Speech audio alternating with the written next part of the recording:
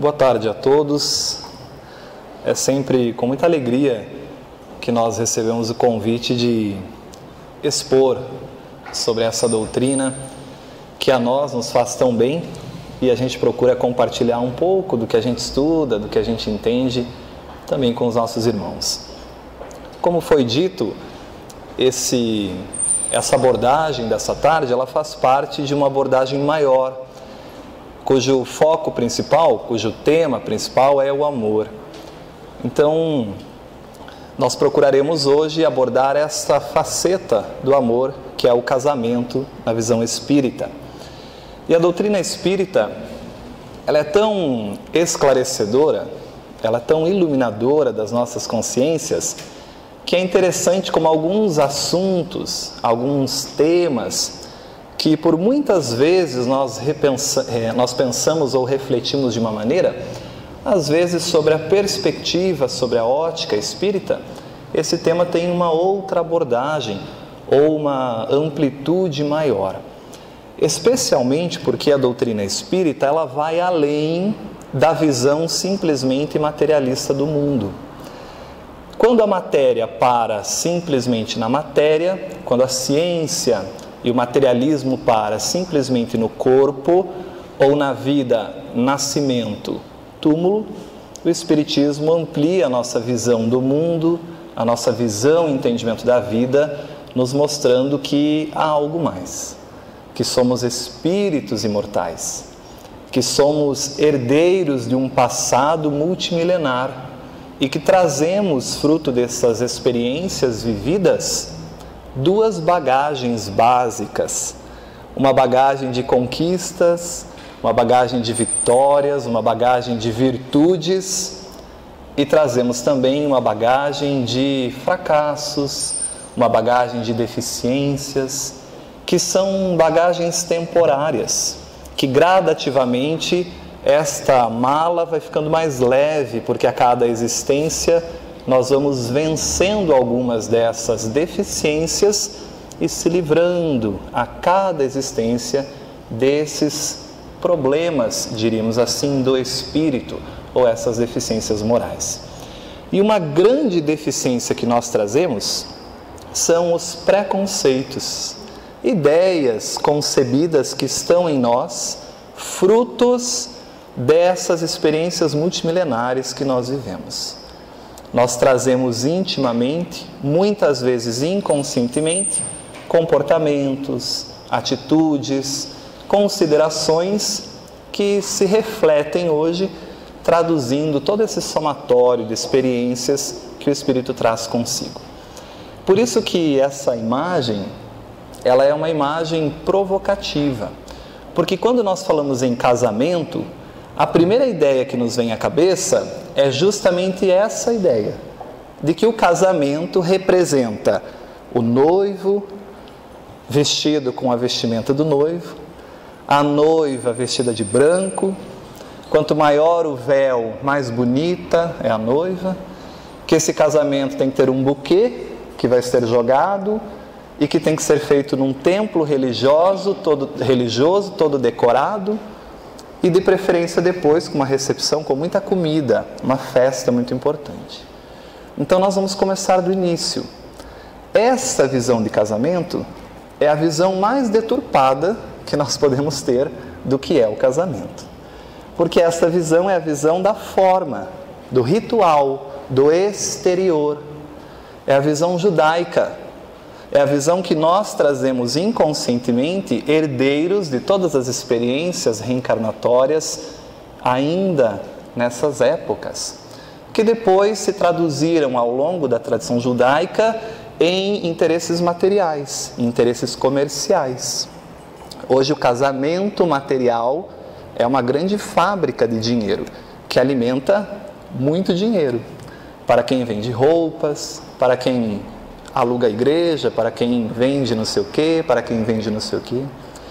E o Espiritismo vem nos mostrar, e eu gostaria sempre de reflexionar, mas aquelas pessoas que não podem fazer isso, e as pessoas que não poderão prover um casamento exterior dessa maneira, aonde ficam dentro do casamento?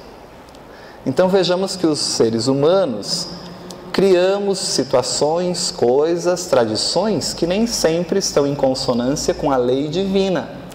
São interpretações equivocadas que os homens têm daquilo que realmente é muito mais amplo, muito maior. Isso é comum na própria visão de Deus, né? O ser humano tem uma visão equivocada de Deus, a ponto de considerá-lo como sendo único, mas somente meu. A gente não considera ainda Deus como único, mas do universo infinito. Ele é único, mas da minha religião. Se a sua religião não é a minha religião, parece que é outro Deus, parece que o seu Deus não é tão melhor, parece que o meu é melhor, e as pessoas se matam ainda em nome de um Deus que é melhor do que o outro. Isso são equívocos em que ainda transitamos nessas experiências do ser a caminho do progresso. No casamento é assim. Então, o que é o casamento? Primeiro passo, não é nada disso, não é nada disso. O casamento não é nada exterior, o casamento não é nada material. O casamento, a doutrina espírita nos ensina, é um sentimento. E por isso essa abordagem do casamento na visão espírita está inserida nessa trilogia da visão do amor. É um sentimento que une pessoas. Um sentimento que une pessoas. Allan Kardec vai nos fazer uma pergunta muito interessante e vai propor essa pergunta aos espíritos em O Livro dos Espíritos. Na questão 695, Kardec pergunta: será contrário à lei da natureza ao casamento, isto é, a união permanente de dois seres? E essa pergunta é tão linda, e tão profunda, e tão ignorada pelo estudo espírita, porque na própria pergunta Kardec nos dá a definição de casamento. Qual é a definição de casamento? A união permanente de dois seres. Mas não é uma união permanente resultado de questões materiais. É uma união permanente de sentimentos. De sentimentos. Então eu posso ser casado com alguém sem nunca ter pisado na igreja, em qualquer templo, feito qualquer festa. Porque o casamento é um sentimento. Olha que interessante. Vou além. Nós somos tão preconceituosos nessa nossa caminhada evolutiva, ainda mais para o início do que para o fim. Nós somos tão materializados ainda que nós somos preconceituosos. A nossa visão ainda é distorcida das leis divinas. Então, para a nossa realidade, casamento significa a união permanente de um homem com uma mulher. Mas Kardec nos diz que a união permanente não é de um homem com uma mulher. Que a união permanente, vou voltar, é de dois seres. E aí muda completamente a visão sobre o casamento. Então eu tenho que ter novas composições afetivas, novas visões de ligações afetivas, que podem se traduzir em dois seres que transitam temporariamente na polaridade masculina, dois seres que transitam temporariamente na polaridade feminina, sem o menor problema, sem o menor problema. Desde que haja entre esses dois seres o sentimento afetivo que os una, isso é casamento. Olha que lindo! Depois Kardec vai explorar mais adiante em O Livro dos Espíritos uma questão muito interessante, que ele vai dizer assim: o que une os espíritos no mundo espiritual? Já que na matéria, de forma geral, os espíritos se atraem também por interesses materiais, sexuais, o que os une no mundo espiritual? E a resposta é precisa dos espíritos: a simpatia entre eles. Porque no mundo espiritual nós não temos sexo. O espírito é tanto homem como mulher. Mas o homem ou mulher são características da personalidade enquanto o espírito está no mundo físico. O mundo espiritual não tem sexo. O espírito provê pelo perispírito, manipula o fluido e atua sobre o perispírito, manifestando-se como homem ou mulher de acordo com a simpatia que tem por isso. Vejamos como a gente precisa rever alguns conceitos. Então a gente inicia aqui. Como é que eu posso me considerar cristão e seguir a lei maior? Porque Pedro tinha essa dificuldade. Mestre, qual é a lei maior que eu devo seguir para entrar no reino dos céus? Mas eu não quero qualquer lei, eu quero a lei maior, mestre. E aí Jesus olha para ele e diz: só uma, Pedro. Amar a Deus sobre todas as coisas e ao próximo como a si mesmo. Aí tal a lei que resume todas as leis e todos os profetas. Vejamos que é a lei de amor. Como é que eu posso querer crescer enquanto espírito imortal? E nós sabemos que toda vez que eu transgrido a lei divina, eu crio sofrimentos, eu crio transtornos, atrasos para o meu progresso. Como é que eu posso querer evoluir se eu transgrido uma lei básica de amor ao próximo e desrespeito o próximo com qualquer tipo de preconceito? Porque todo preconceito é uma forma de transgressão à lei de amor ao próximo.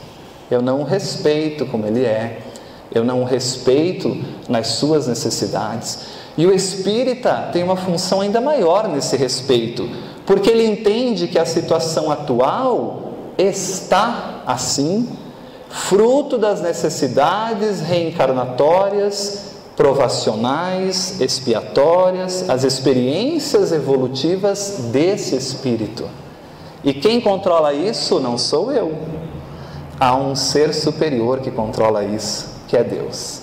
E que as experiências que transitamos no mundo físico são as melhores para o nosso aprimoramento. Porque Deus é amor supremo, bondade e justiça supremas. Então o preconceituoso, ele se considera melhor que Deus, porque ele acha que a sua visão limitada é que está certa, e não as oportunidades perfeitas do Criador, que permitem que cada espírito tenha a cada um segundo as suas obras, como nos ensinava Jesus. Muito bem. Então a gente precisa começar pelo início, entendendo que casamento é muito mais amplo do que simplesmente a questão material, que é uma união afetiva de dois seres, e que nisso eu preciso entender que deve haver outras composições. Muito bem. Aí vem uma pergunta interessante. Se eu perguntasse assim para aqueles que são casados: por que você casou? Ou para aqueles que não são casados: por que você quer casar? Já se fizeram essa pergunta alguma vez? Por que eu quero casar? Ou por que eu casei?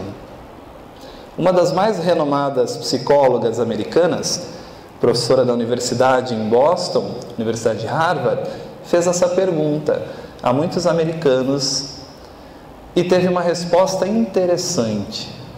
A resposta foi: eu quero me casar para ser feliz.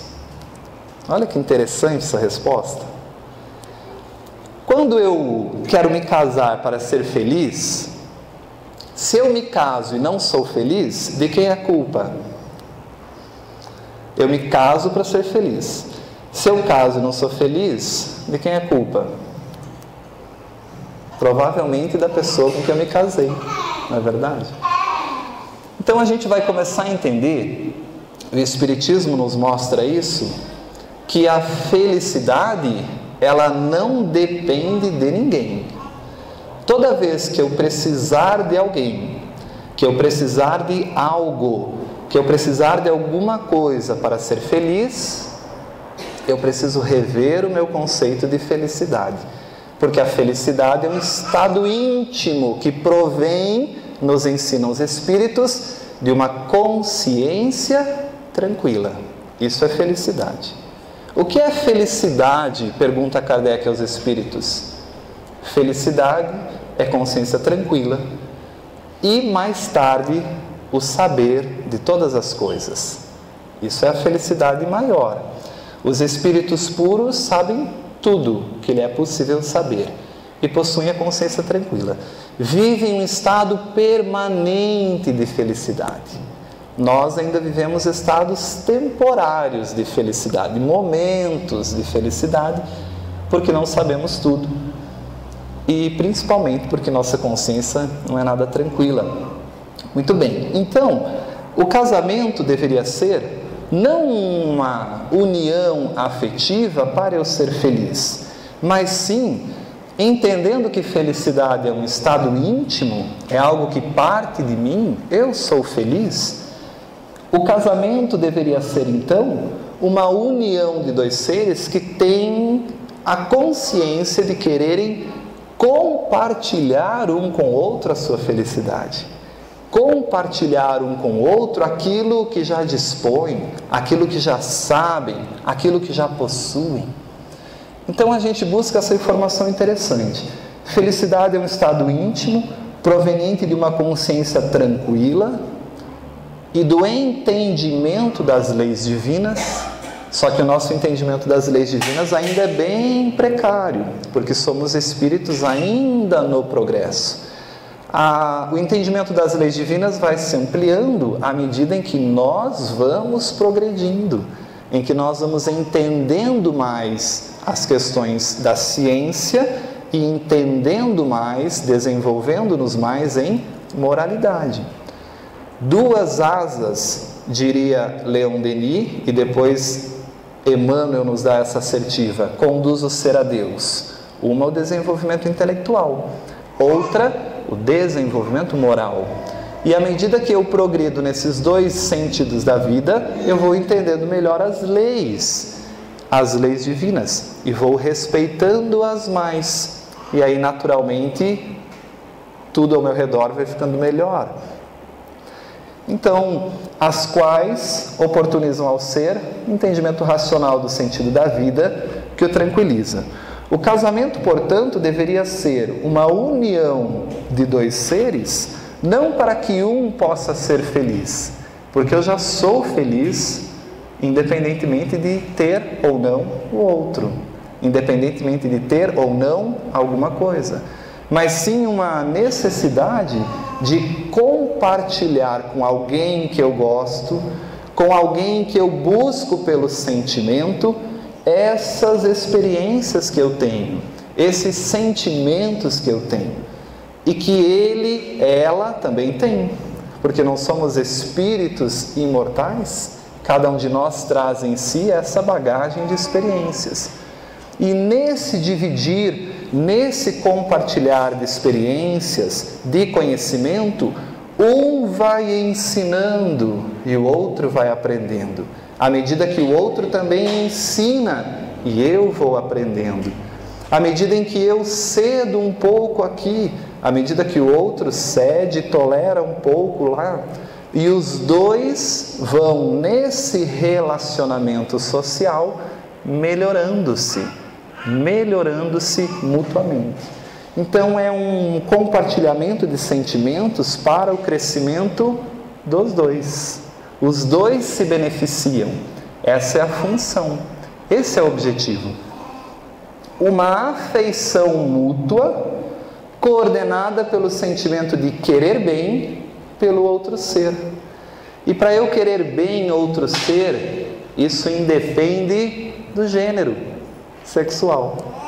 Por isso que Kardec diz que casamento é a união permanente de dois seres. Vejamos que lindo isso.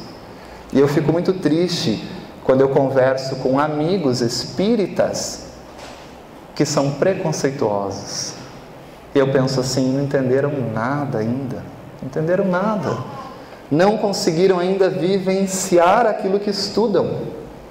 Porque nem sempre o progresso intelectual e moral se faz conjuntamente. Nem sempre. Mas como Deus é perfeito, como nós vamos aprendendo a passos lentos em cada existência um pouco mais, que bom que a gente desencarna, revê as nossas atitudes, e temos uma nova oportunidade para recomeçar, para tentar fazer a nossa bagagem de virtudes ficar ainda mais pesada e a nossa bagagem de vícios ficar cada vez mais leve. Muito bem.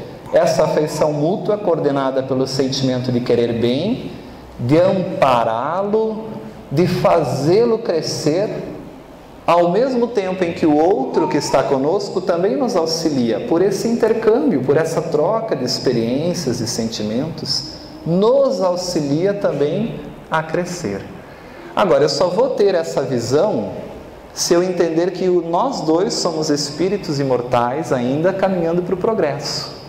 Se nós dois somos espíritos imortais caminhando para o progresso, ninguém é perfeito. Nós temos ainda deficiências morais. E aí é que está o problema.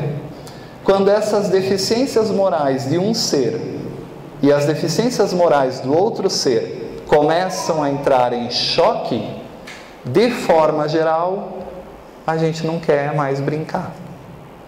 Aí o caminho mais fácil geralmente é, deixa para lá. É o egoísmo, o pensar exclusivamente em si, falar mais alto, e a gente abandonar o casamento, abandonar aquela experiência afetiva, porque é muito difícil a gente ceder quando a gente quer alguma coisa.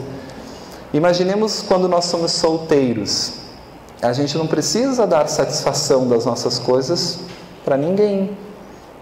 A gente sai a hora que quer, volta a hora que quer. A gente tem o nosso quarto com todas as nossas coisas. São os meus CDs, são as minhas roupas, são os meus... Só que aí eu caso e aí eu tenho que começar a dividir.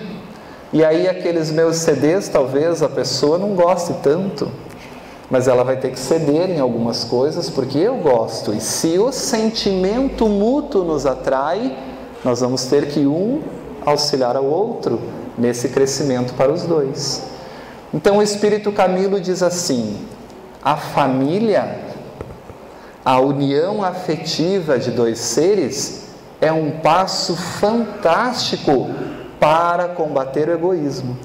Porque se nós ficarmos sozinhos, nós tendemos a ser muito egoístas. A gente só pensa em nós, são as nossas coisas, é só eu que importa.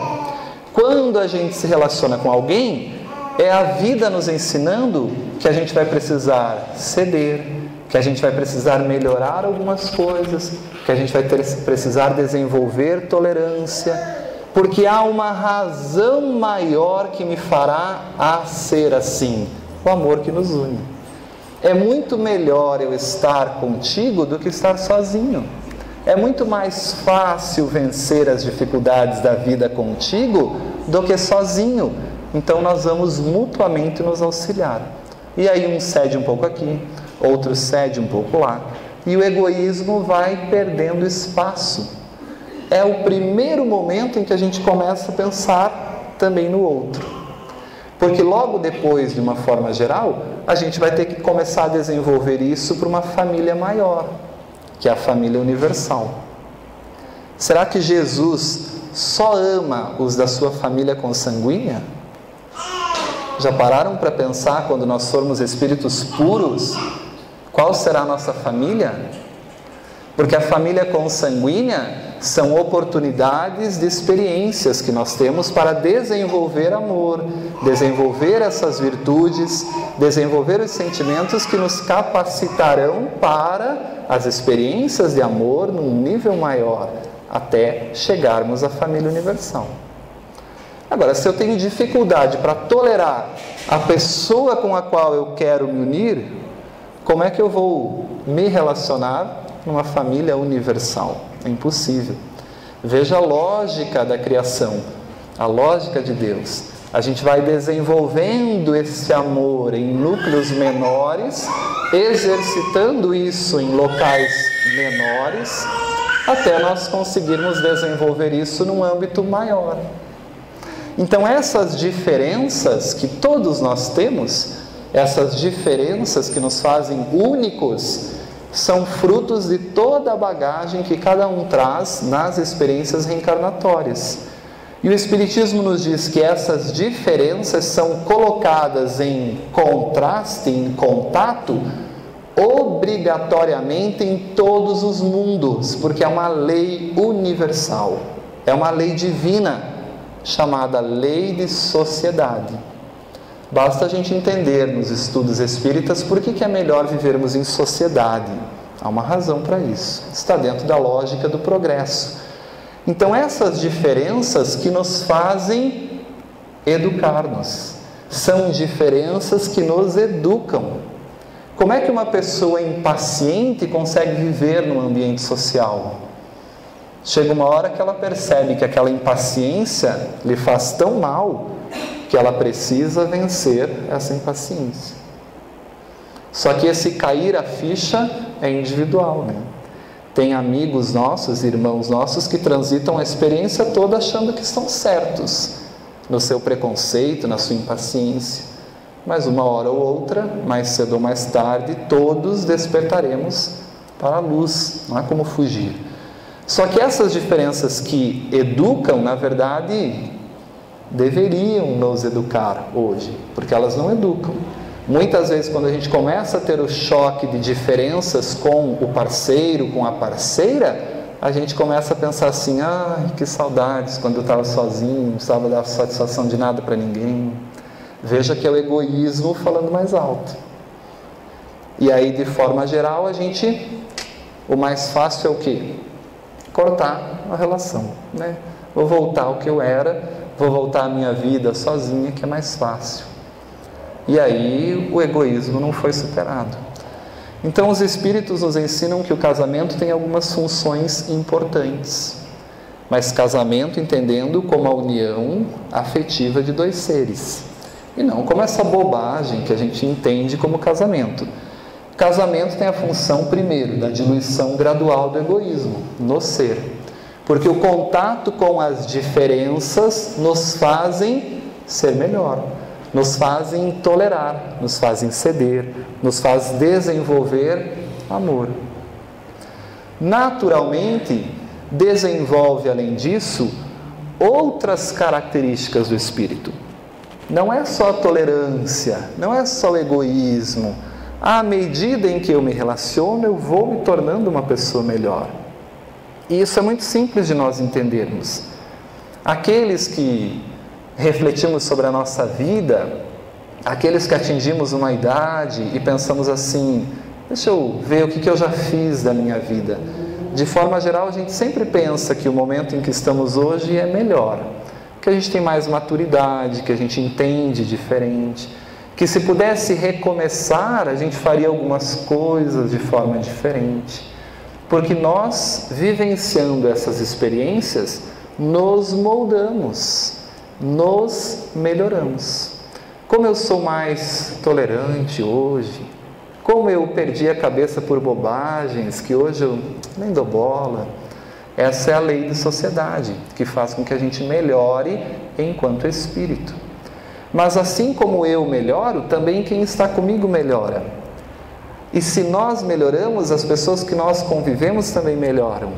Então os Espíritos nos dizem que o casamento favorece não só o desenvolvimento individual, mas também o desenvolvimento coletivo desses espíritos que se unem, vencendo esses instintos e essas más tendências que nós trazemos, como o egoísmo, a intolerância, a impaciência, e desenvolvendo sentimentos bons, virtudes, como o sentimento de cuidado pelo outro, de carinho pelo outro. Isso é um início do desenvolvimento do amor. A gente começa aprendendo a amar, amando aquele que está mais próximo de nós, o nosso cônjuge, o nosso filho, para depois aprender a amar, num nível maior, todos os nossos irmãos. Porque hoje a gente ama o nosso filho, mas a gente não ama o nosso irmão que está aí, que anda drogado pelas ruas. A gente não para acudir o nosso irmão que está bêbado na esquina. Vejamos como o nosso amor ainda é egoísta. A gente ama um núcleo menor, mas a gente vai sair desse estado de amor. Esse é o amor infantil, porque nós estamos mais por início mesmo, é um amor egoísta. Nós desenvolveremos um nível de amor como o de Jesus. Amaremos a todos indistintamente e com o mesmo amor. Mas para chegar ao nível do amor de Jesus, nós temos que começar treinando esse amor em laboratórios menores. Por isso a função da família, desse núcleo familiar, dessa união afetiva de dois seres. Ao mesmo tempo, o casamento tem uma função interessante. Ela possibilita muitas vezes o reencontro de desafetos para o reequilíbrio da consciência com a lei divina. Transgredimos a lei numa experiência anterior e toda vez que eu transgrido a lei, a minha consciência fica culpada. Por mais que ninguém saiba o que eu fiz, eu sei o que eu fiz. E eu não tenho paz quando eu desencarno. O Espiritismo é realmente consolador nesse aspecto, porque ele diz assim: a sua consciência será o seu juiz. E às vezes eu olho os noticiários, principalmente nessa época de política, e eu fico pensando quantas coisas que as pessoas fazem com o dinheiro público, quanto dinheiro é desviado, quantas coisas são feitas de forma corrupta, e muitas vezes de forma tão corrupta que o próprio juiz que julga é tão corrupto quanto os próprios corruptos que ele é comprado o julgamento. E aí eu penso assim, para onde vão essas pessoas? Será que a lei divina as deixa impunes? Porque muitas vezes pelas leis humanas elas ficam impunes. Mas ao desencarnarem, a doutrina espírita nos diz que a consciência cobrará do infrator, ceitil por ceitil, porque a cada um será dado de acordo com as suas obras. E aí eu me tranquilizo, e aí eu até tenho dó dos meus irmãos que transgridem a lei. Eu até oro para ver se despertam, se entendem, porque se o criminoso de hoje, se o corrupto de hoje soubesse o que ele está plantando para o amanhã, ele não faria isso. Então, muitas vezes, nós trazemos, fruto da nossa consciência culpada com ontem, alguns problemas, alguns desafetos. E muitas vezes esses desafetos vêm no nosso vínculo familiar justamente para que a gente possa ter esse reequilíbrio com a própria consciência, para que a gente possa se acertar com a consciência e sentir-se melhor perante a lei divina. Mas, ao mesmo tempo, aí são as grandes diferenças, né? Aquelas grandes diferenças que servem realmente para educar. Mas também não é só de desafetos que unem, muitas vezes, os vínculos familiares pela lei de causa e efeito. Há também a possibilidade de termos conosco aquelas almas afins, aquelas almas que gostamos muito, aqueles espíritos que pensam como nós, que entendem a vida da mesma forma. E aí são aqueles espíritos que vêm ao núcleo familiar atraídos pela sintonia mesmo, pela forma de pensar, muitas vezes, dos pais. Muitos pais olham para os seus filhos e pensam assim: não, é a cara do pai, não tem nada a ver comigo. Claro, é um espírito afim do pai, não da mãe, muitas vezes. Às vezes é um desafeto da mãe e um espírito afim do pai. Ou às vezes a mãe olha para o filho e não precisa nem conversar, só de olhar já se entendem, espíritos afins. Ou às vezes aqueles espíritos que vêm como filhos e que a gente tenta de todas as formas educá-los, levá-los à condução do caminho do bem, e são aqueles espíritos revoltosos, que não aceitam, que são difíceis, os famosos espíritos dificultosos, como nos diz Teresa de Brito em Vereda Familiar, né? Então a gente vai reequilibrando a consciência, ajustando essas questões do ontem nesse núcleo familiar. Essa é a função também do casamento, porque oportuniza a reencarnação. Oportuniza a reencarnação. Espíritos retornam por meio do casamento para o processo reencarnatório, o mundo físico. E aqui que aquelas pessoas que não estudam muito o Espiritismo dizem assim: mas então você está equivocado, porque se na função do casamento você diz que nós não temos que ter preconceito, nos casamentos homoafetivos não há oportunidade reencarnatória. E aí eu tenho mais dó ainda desses meus amigos, porque eles não entendem que a oportunidade reencarnatória se fará de qualquer forma.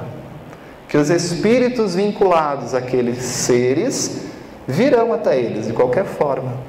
Seja pelas vias da adoção, seja pelas vias, quais forem. Os espíritos vinculados um ao outro chegam até o seu objetivo.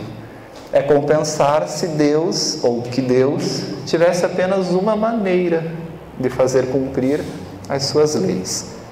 E pela reencarnação, auxiliam então na condução desses próprios filhos, esses espíritos que lhes são concedidos por um tempo, para que eles possam ser moldados, para que eles possam ser orientados no caminho do bem, confiados por Deus, aquela guarda protetora dos pais, para lhes conduzir ao caminho do progresso, por meio da educação. Então essas são questões interessantes acerca da visão espírita do casamento. No casamento, um ser se responsabiliza afetivamente por outro ser.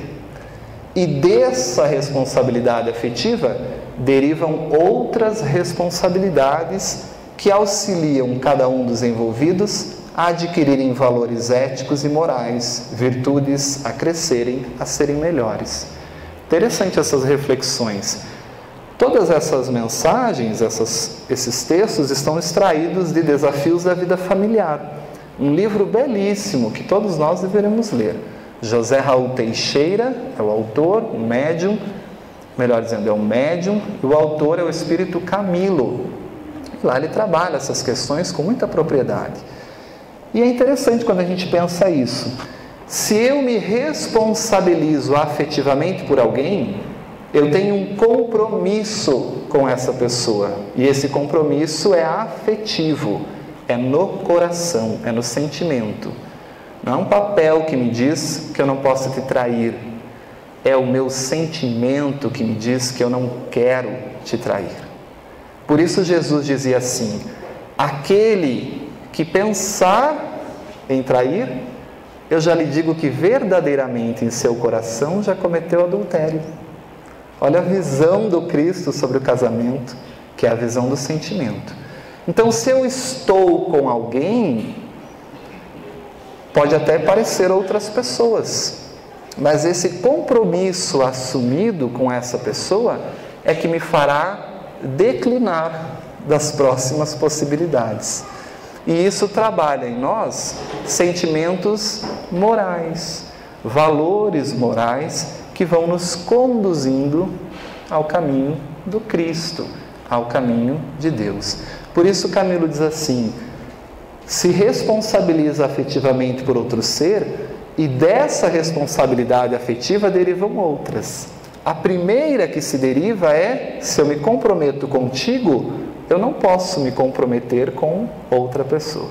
É a fidelidade. Interessante isso. Desses compromissos surgirão outros. A responsabilidade de prover o núcleo familiar, materialmente.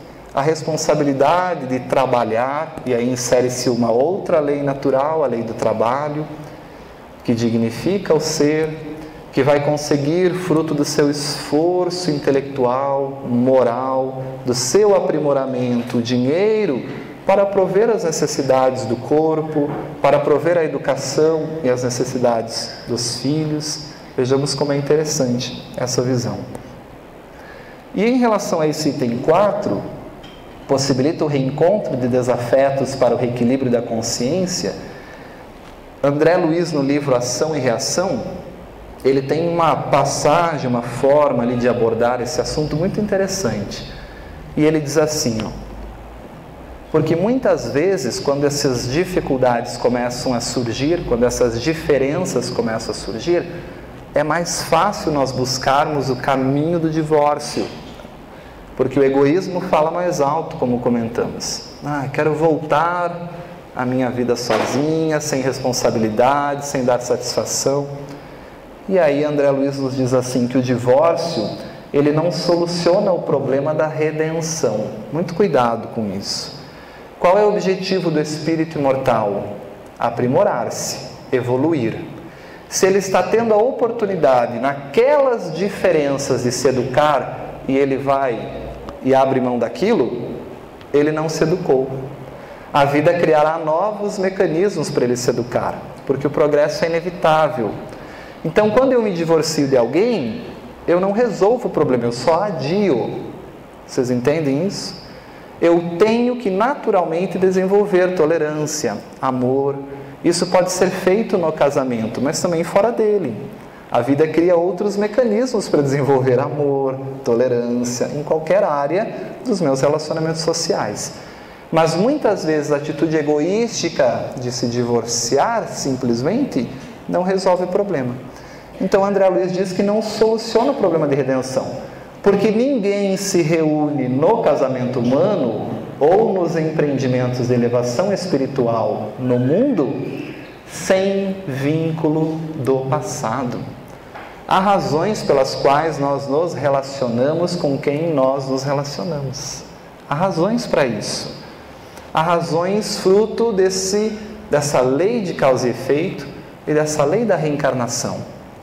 Então, se nós estamos unidos a essas pessoas, se esses são trazidos a nós, filhos que vêm pela via natural da reprodução, que vêm pela via da adoção, que vêm por qualquer via que venha, nós temos compromissos assumidos com essas pessoas, com um objetivo: aprimoramento individual e coletivo de todo aquele grupo. Então, quando a gente se isenta disso, a gente perde a oportunidade de aprimorar-se e também auxiliar o outro nesse progresso.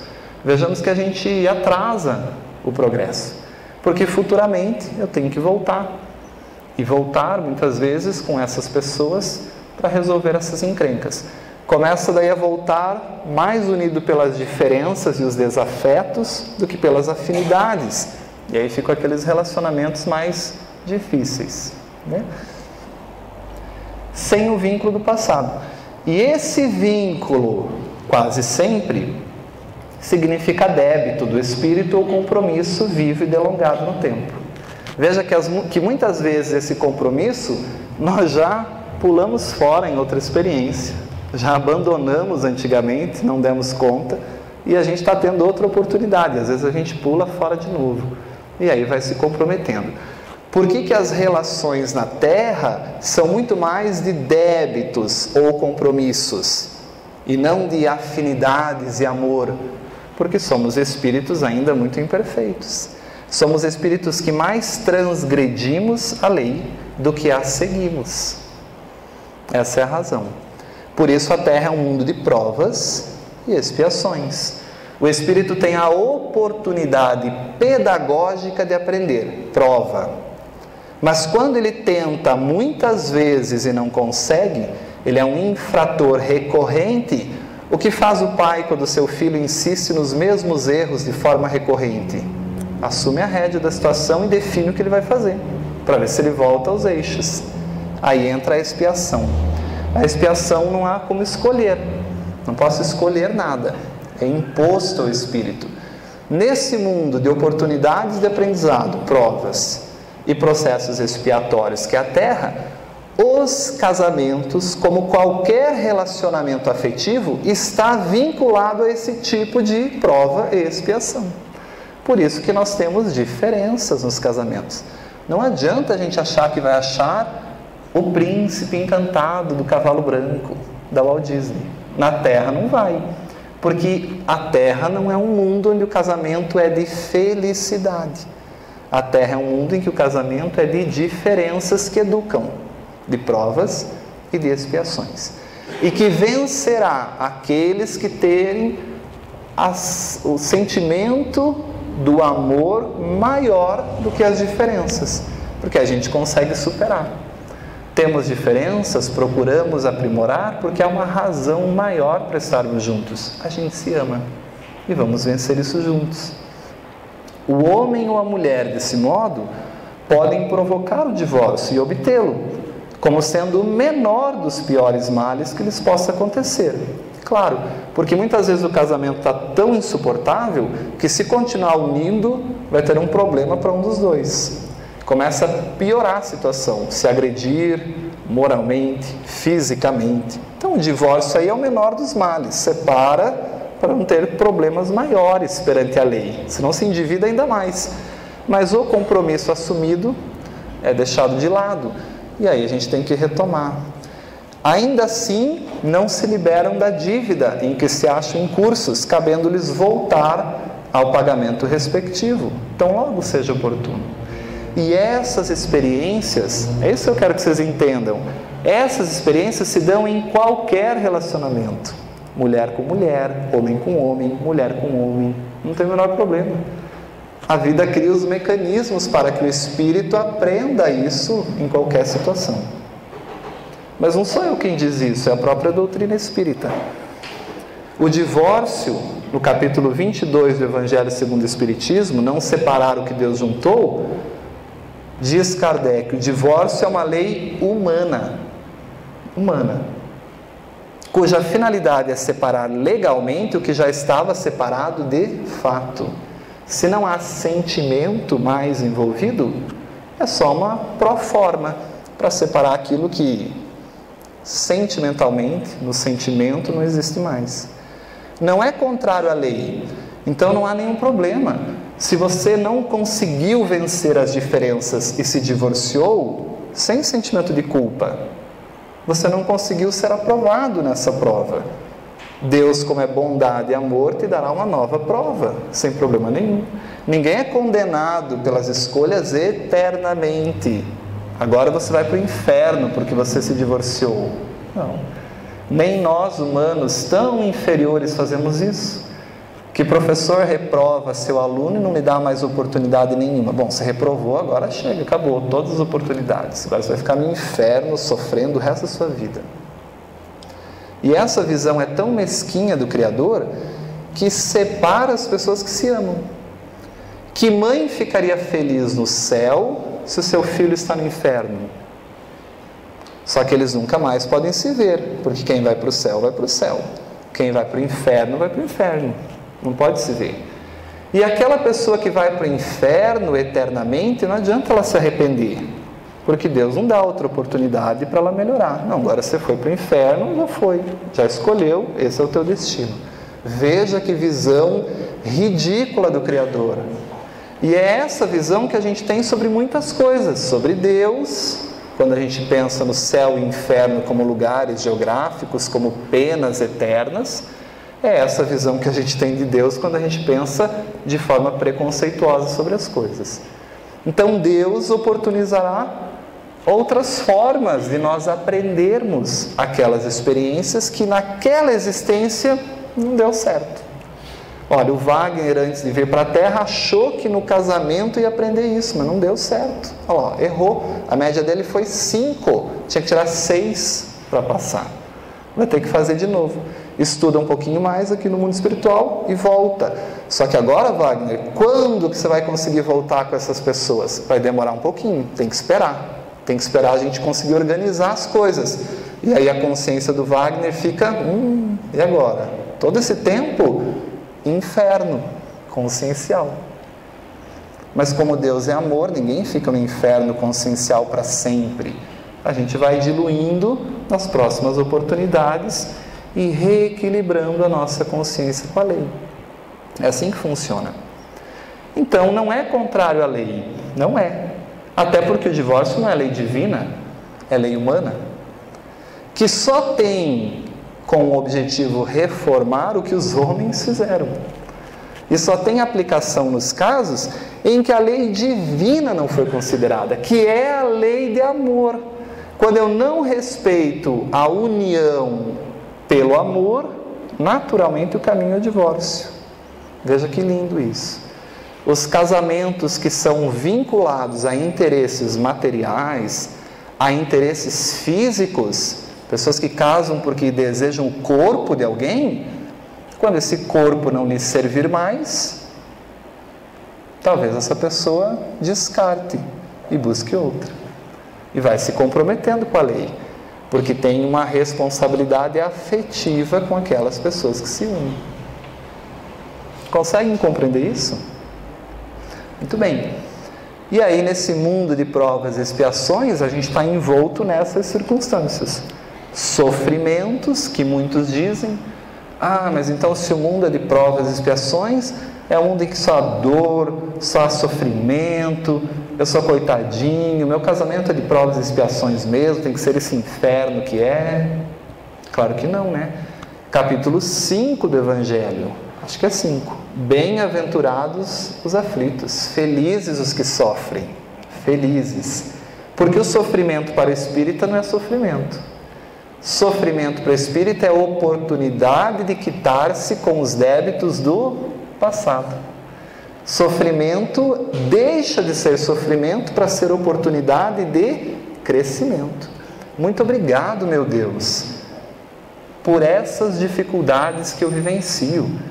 Sei que são o melhor para mim, porque esse Deus justo e bom não me concede nada que não seja justo e bom. Mas está difícil. Dessa vez veio muita coisa. Então me ajuda. Mantenha minha fé, mantenha em mim a sintonia com a espiritualidade para eu vencer, para eu sair vitorioso, porque o que importa é o meu espírito crescer. O que são 30, 40 anos de uma doença, para o espírito sair melhor, não é nada, porque o espírito é imortal. Então os espíritos desenvolvidos, eles pensam diferente da gente. A gente pensa assim, credo, 40 anos sofrendo no câncer. O espírito superior, ele pensa assim, uau, só 40 anos no câncer para eu me libertar dessa enfermidade da alma? Vamos lá. Afinal, 40 anos é nada, perto da vida imortal, eterna, que eu tenho enquanto espírito. Veja como muda a percepção de sofrimento. É oportunidade de crescimento. Se é oportunidade de crescimento, você tem duas escolhas: ou sofrer, ou crescer. Se você crescer, passa na prova, não precisa sofrer mais. Você venceu aquilo. Então, olha que interessante. Casamento em um mundo de provas e expiações significa que temos a possibilidade de aprender com a pessoa que escolhemos ter responsabilidade na área do sentimento. E não que sofrer no casamento, agredir-se mutuamente ou ser infeliz, que é uma outra possibilidade que a gente pode escolher nesse relacionamento. Então não adianta. O Espiritismo nos diz, nos ensina, nos ilustra que nós temos oportunidades de sermos felizes com quem nós escolhermos para ser, mas que é necessário que o amor esteja envolvido, que o sentimento esteja envolvido nisso, porque aí as dificuldades são superadas por esse sentimento de amor. Então vamos voltar à questão. Será contrário à lei da natureza o casamento, isto é, a união permanente dos dois seres? Depois de tudo isso que a gente conversou sobre casamento, será que é contrário à lei divina casar-se? Mas não casar na igreja de véu e grinalda, jogar buquê, cortar o bolo. Casar-se é unir em sentimento. E olha a resposta. O casamento é um progresso na marcha da humanidade. Porque o casamento possibilita vencer o egoísmo individual, progredir enquanto espírito imortal, auxiliar o espírito que está comigo a progredir comigo, que a gente vai ensinando, vai aprendendo, trazer a oportunidade de crescer em outros espíritos, nossos filhos. Por isso que é um progresso na marcha da humanidade. Sociedades em que o casamento é visto como algo que vai acabar, que não tem futuro, isso é um pensamento que não se consolida perante A lei divina. Porque o casamento é sempre essa oportunidade que nós temos para compartilhar esses sentimentos. Muito bem. Muito importante, então, casar. Espero que todos nós possamos casar. Encontrar alguém que a gente possa amar verdadeiramente. Unir-se em sentimento. E eu posso unir-me em sentimento com um cônjuge, posso unir-me em sentimento muitas vezes com meus pais, posso unir-me em sentimento muitas vezes com meus irmãos da vida. Vocês entendem o que é o casamento? Então, eu sempre pergunto, né? Bom, mas e se eu não casar, então? Eu estou sendo contrário à lei divina? Eu estou transgredindo a lei? Não. E olha lá o que Camilo vai nos dizer.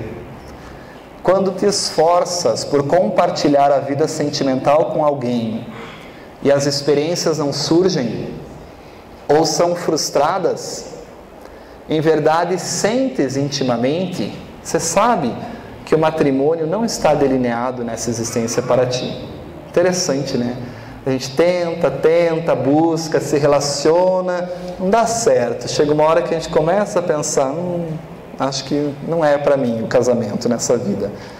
Acalma-te, entretanto, pois o Criador tudo sabe, e por leis justas e amorosas concede-te ou retira-te, de acordo com o melhor para ti. Veja a bondade do Criador. Até sendo titio é o melhor para mim. Né? Porque dentro da lei de causa e efeito é o melhor para mim. Então o Espiritismo nos traz paz. Mas Wagner, todo mundo fala. Mas o que todo mundo fala não me interessa. Me interessa o que eu faço, a minha consciência. Mas Wagner, falam mal de você. Então que dó das pessoas que falam mal, porque estão transgredindo a lei e terão que dar conta com a própria consciência. Lembra o diálogo de Jesus com Pedro? Mas mestre, eles falam mal de nós. Calma, Pedro, eles viverão, assim como tu também viverás, Pedro. E a cada um será dado segundo as suas obras. Então não importa o que falam, o que importa é o que eu fiz, é o que eu sei, é o que está na consciência. Portanto, segues tranquilo, com a oportunidade abençoada de recuperar-se nas oportunidades do hoje, daquilo que no ontem ficastes em débito com a lei. E aí ele vai resolver para a gente. Se pensas, entretanto, que apenas no núcleo familiar tradicional, o que é isso? Homem, mulher, filhinhos. Se pensas, entretanto, que apenas no núcleo familiar tradicional poderá desenvolver sentimento, engana-te.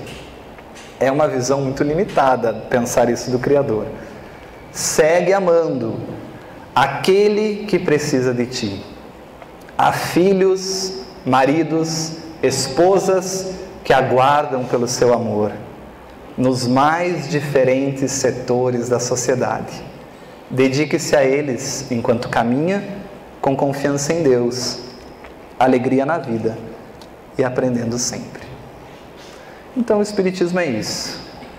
É essa ciência que nos explica racionalmente quem somos, por que estamos aqui, por que as coisas nos acontecem, porque nessa existência eu momentaneamente transito por esta experiência ou aquela outra experiência, com tranquilidade, porque eu sei que eu só devo satisfação à minha própria consciência e que nos faz, portanto, ter uma vida ética, pautada no seguir Jesus, no seguir o Cristo. E se nós pensarmos em Jesus, eu gostaria que me apontassem uma atitude de Jesus preconceituosa. Uma atitude de Jesus que ele condena alguém em função da crença religiosa, em função da conduta sexual, em função da cor de pele. Pelo contrário, aliás, é justamente a conduta sexual que Jesus utiliza-se para mostrar o melhor exemplo de não julgar, que é a mulher adúltera. E ele diz: aqueles que te condenam se foram, então levanta-te, porque eu também não te condeno. E ele escolhe essa assertiva da conduta sexual equivocada, justamente por saber que na Terra todos nós trazemos grandes conflitos nessa área. E esses conflitos serão resolvidos, cada um a seu tempo, gradativamente, sem pressa. Basta que a gente siga a assertiva maior: amar a Deus sobre todas as coisas e ao próximo como a si mesmo. Aí estão todas as leis e aí estão todos os profetas. Muita paz e que a gente possa repensar as nossas atitudes em relação ao casamento, para que ele fique mais leve, para que aquela coisinha boba que nos incomodava não vire um vendaval, uma tempestade, entendendo que a gente está em curso nessas leis de causa e efeito. Muito obrigado.